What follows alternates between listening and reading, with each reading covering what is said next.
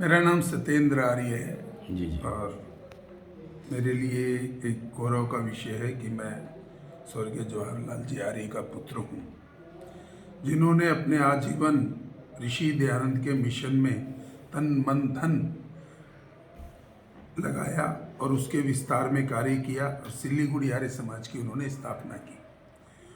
उनके कई आर्य विद्वानों के साथ मित्रवत व्यवहार थे, जिनमें ये सौभाग्य की बात है अशोक जी, आपके पिताजी आचार्य सरदेव प्रेम भिक्षु जी भी उसी श्रेणी में आते थे। मुझे बचपन से याद है उनका हमारे घर में आना। बिल्कुल। और हमारे माँ और पिताजी का भी आपके निवास पे मथुरा जाना। जी जी जी।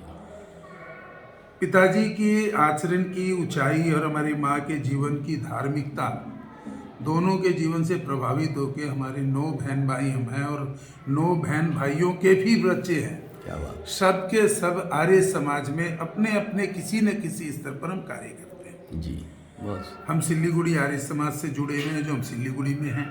कलकत्ता में हमारे सबसे बड़े भैया वो कलकत्ता बड़े बाजार आर्य समाज के प्रधान हैं।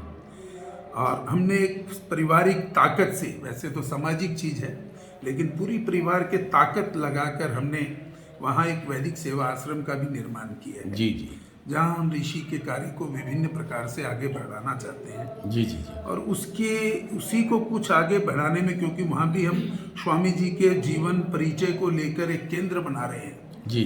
और मेरी जानकारी में आपके बार बार के आग्रह पे आया कि आपने ऐसा बनाया जी, तो बड़ा मन था यहाँ हूँ, लेकिन ठीक लग रहा था भाई अशोक जी बोल रहे हैं, आमतौर पे ऐसे ही सुनते हैं। आपसे मेरे फ़ोन पर तो 6-7 साल से संपर्क हैं जी, लेकिन क्या होगा पता नहीं। लेकिन फिर भी आपके बार बार के आग्रह को अस्वीकार नहीं कर पाए और हम आज यहाँ पधारे।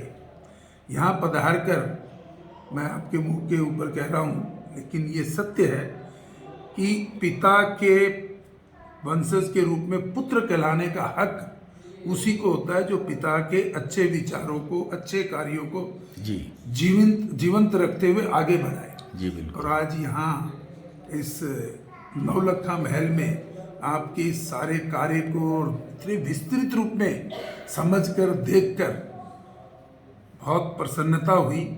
और प्रभु हर आर्य पिता को, आर्य समाजी पिता को, ऋषि के शिष्य को आप जैसा पुत्र प्रदान करे, जिससे कि ऋषि का कार्य इतनी तेजी से और आगे बढ़े। यहाँ पर सारी चीजें आपने एक एक चीजों के पीछे, जैसे मैं भी इसी तरह अपने विचारों से ही कार्य करता रहता हूँ। बिल्कुल। तो कई लोग आके सुझाव देते हैं, तो मैं उनको कहा करता हूँ भाई आप तो एक सुझाव हल्का से दे रहे हो, लेकिन जब इसको मैं बना रहा होता हूँ तो मैं इसके प्लस और माइनस पर कई दिनों तक चिंतन करता हूँ। जी जी जी। और अब आप खड़े खड़े उस पर मैं आपको विस्तारित भी नहीं कर सकता जी। तो समझदार दे ही नहीं पाता, क्योंकि बहुत कठिन कार्य है।